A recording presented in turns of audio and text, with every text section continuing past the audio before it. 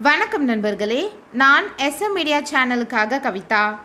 இன்றைக்கு நாம் காணவிருப்பது அரசு போக்குவரத்து கழகம் மின் உற்பத்தி பணியாளர்கள் உட்பட தமிழக அரசு பொதுத்துறை ஊழியர்கள் அனைவருக்கும் 10% தீபாவளி போனஸ் அறிவிக்கப்பட்டுள்ளது. இதை பற்றிய மேலும் சில தகவல்களை காணலாம்.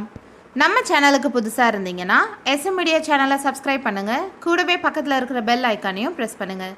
வாங்க வீடியோக்குள்ளே போகலாம். ஒவ்வொரு ஆண்டும் தீபாவளி பண்டிகையை கொண்டாட வசதியாக தமிழக அரசு போனஸ் அறிவிப்பது வழக்கம். அந்த வகையில் இந்த ஆண்டும் போனஸ் அறிவிக்கப்பட்டுள்ளது.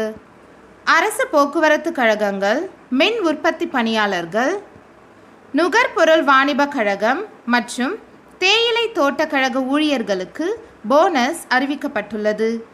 8.33% போனஸ் மற்றும் 1.67% கருணை தொகை என மொத்தம் 10% போனஸாக கிடைக்கும்.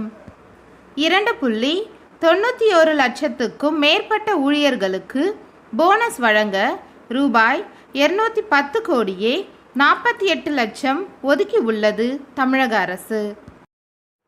முன்னதாக போக்குவரத்து, மின்சாரம் என மாநில பொதுத்துறை நிறுவனங்கள் வாரிய ஊழியர்களுக்கு 8.33% போனஸ் ப்ளஸ் 11.67% கருணை தொகை என 20% தொகை வழங்கப்பட்டு வந்தது. ஆனால் தற்போது கொரோனா தொற்று ஊரடங்கால் ஏற்பட்ட பொருளாதார சரிவு மற்றும் நிதி சுமை கருத்தில் கொண்டு 10% மட்டுமே வழங்கப்படும் என தமிழக அரசு அறிவித்துள்ளது.